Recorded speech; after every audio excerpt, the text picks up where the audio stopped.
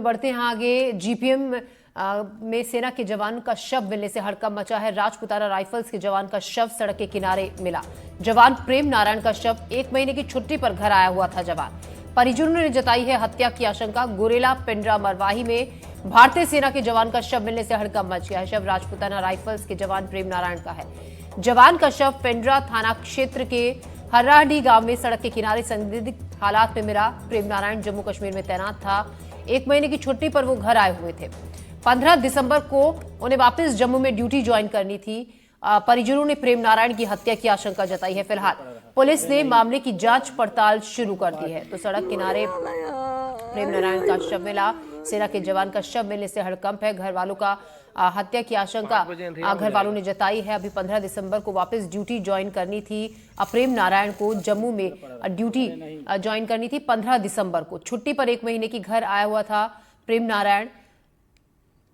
जम्मू कश्मीर में तैनाती थी प्रेम नारायण की। फिलहाल पुलिस पूरे मामले की जांच कर रही है। देखने से मेरे को यह मालूम हुआ कि इसको मार के फेंके होंगे, माने उसे पलटा दे होंगे मार के। धोखाबाजी से इनको मारे। कहाँ चोट है इसके? इसका है मुंडी में, पैर में और हाथ में। मेरा बेटा जो है फौज में रहा। कहाँ? जम्मू कश्मीर में। ये बाहर रहता रहा, क्या किसी से विवाद नहीं, कोई विवाद नहीं। इसका विवाद मेरा रहा गांव में। ये जमीन जायदाद का, बाड़ी का। ये हमारे यहाँ का हर्राडी गांव है, थाना पिंडरा का। यहाँ का रहने वाला है प्रेम नारायण मरावी। ये लगभग उम्र 26 साल का युवक था। 2015 में भर्ती हुआ था राजपूत रेजाना रेजिमेंट करके 58 नंबर पे। अभी इनका ड्यूटी चल रहा था जम्मू कश्मीर में। ये दिनांक 11/11/2024 से लेके 15/12/2024 तक की छुट्टी में अपने गांव आया था। अपना घर बना रहा था।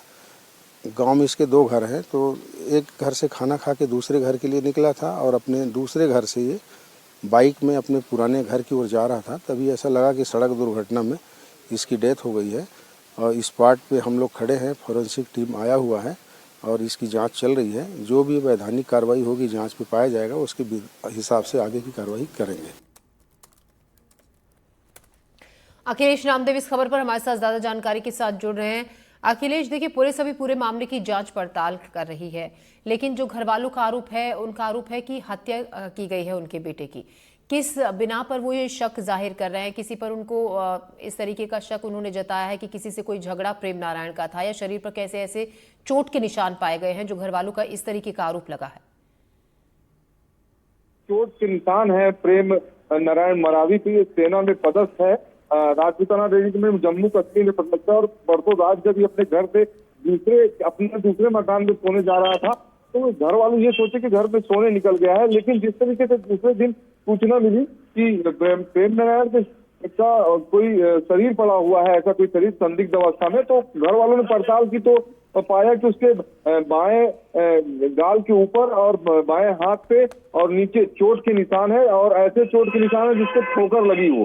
तो परिवार वालों का इस तरीके का आरोप है कि हत्या की आशंका जाहिर की है, जिस तरीके से चोट के निशान है। और खुद सोल्जियर था, इसलिए कोई ऐसी कोई बात नहीं हो सकती थी कि शराब के नशे में रहा हो या मोटरसाइकिल की दुर्घटना हो गई हो। तो उस बिना पे परिवारजनों का आरोप है कि इसके साथ कहीं न कहीं कोई अनहोनी हुई हो और कहीं और हत्या कर दी गई हो, और यहाँ एक दुर्घटना का शक्ल देने की नीयत से इसको यहाँ लाके फेंक दिया गया हो। जी ज्योति।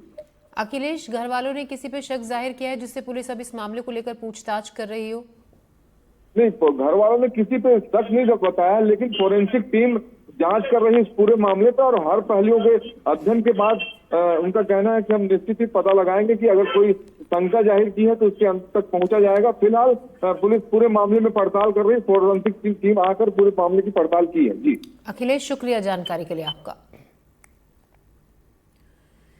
ग्वालियर जिला न्यायालय में जज और उनके स्टाफ के साथ अभद्रता और धमकी देने का मामला सामने आया। यहां पर एक पूर्व बैंक मैनेजर पर आरोप है।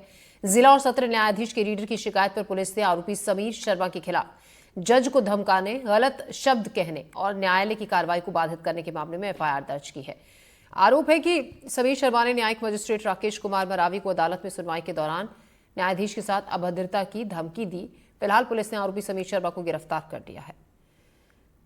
प्रथम श्रेणी श्री राकेश कुमार मरावी साहब का न्यायालय में एक व्यक्ति ने उपस्थित होकर किसी प्रकरण के संबंध में आया था और वो अनावश्यक रूप से बहस करने लगा और न्यायालय के संग में उसने अभद्रता करी है। इसका नाम समीर शर्मा बताया जा रहा है, जो कि रिटायर्ड पर्सन है, और जिस पर साहब ने काफ़ी नाराज़गी व्यक्त की और उसको पुलिस के बुलाकर विश्वविद्यालय पुलिस को सुपुर्द कर दिया गया है। यूनिवर्सिटी थाना क्षेत्र में जो है एक न्यायालय परिसर में जो है एक परिवाद के दौरान परिवादी समीर शर्मा द्वारा जो है वहाँ पर जो है न्यायालय की गरिमा भंग की गई और वहाँ पर ज़ोर ज़ोर से आवाज़ में बातचीत की गई। तो उनके आवेदन पर से जो है अपराध पंजीबद्ध किया गया, प्रकरण में विवेचना की जा रही है।